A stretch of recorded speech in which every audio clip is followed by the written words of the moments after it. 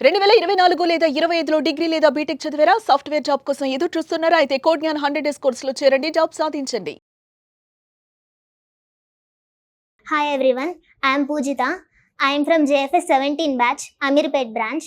So I got placed in Sonata Software with 4 LPA package. నేను join అయ్యి almost 6 months అయింది.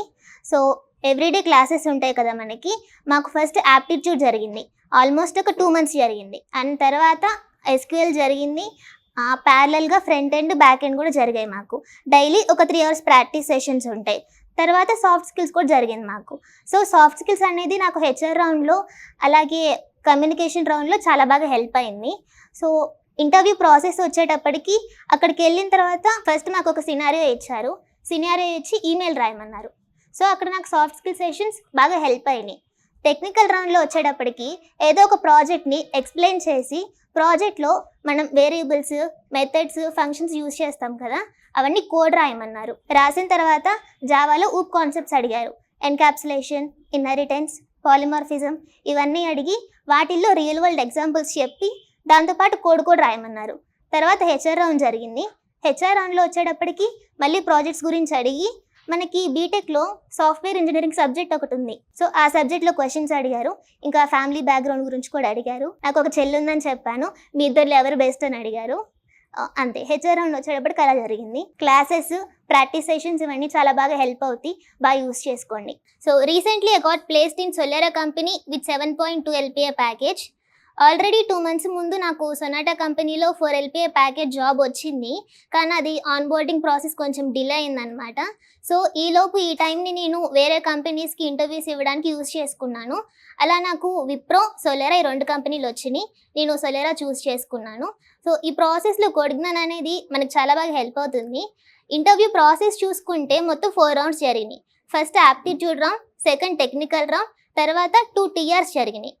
TRs రౌండ్లో వచ్చేటప్పటికి ఊప్ కాన్సెప్ట్స్ కానీ, multi threading, exception handling, OOP concepts, అలాగే strings ఇవన్నీ చాలా ఇంపార్టెంట్. వీటి గురించి బాగా నేర్చుకోండి.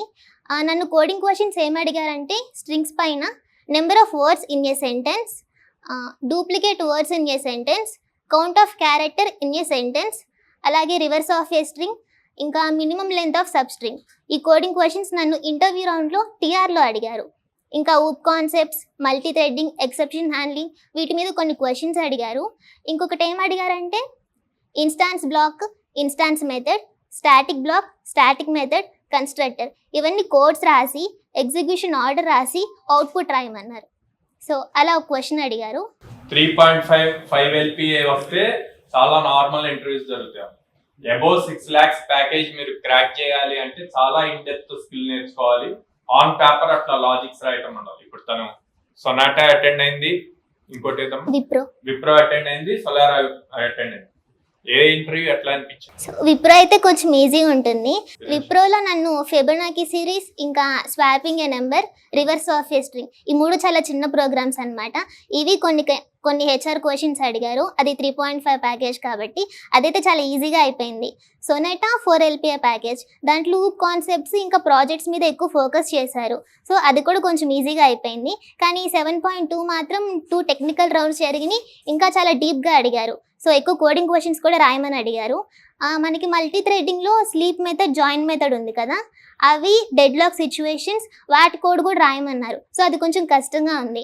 సో రెగ్యులర్ క్లాసెస్ బాగా ఫాలో అయితే ఈజీగా ఉంటుంది. డైలీ 2 hours ప్రాక్టీస్ సెషన్ ఉంటుంది కదా, అవైతే నాకు చాలా బాగా హెల్ప్ అయినాయి. ఎందుకంటే మనం ఏం క్వశ్చన్స్ ప్రాక్టీస్ చేయాలి అని ఒక లిస్ట్ ఇస్తారు, అవన్నీ మనం ప్రాక్టీస్ చేస్తాం కాబట్టి సో మనం బయట రిసోర్సెస్ రిఫర్ చేయాల్సిన అవసరం ఎక్కువ ఉండేది కాదు, ఈజీగా అయిపోయేది. ఏమైనా డౌట్స్ వచ్చినా కూడా మెంటర్ అవైలబుల్గా ఉంటారు.